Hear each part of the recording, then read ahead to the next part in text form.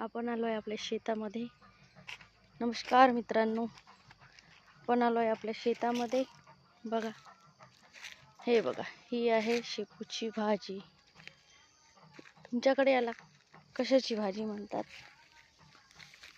सांगू शकता का? हा बघा, या बाजूला आहे पालक, एवढी काढणं झालेली आहे। आणि आता बघा, हे रामफळाचं झाड आहे, इकडे कापूस, चारा आहे आपल्या बैलांचा, आणि हा आहे शेपूची भाजी।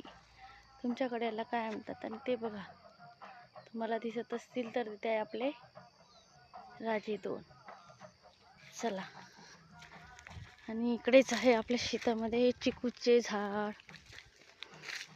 बघा, चिकू, छान चिकू लागलेला आहे।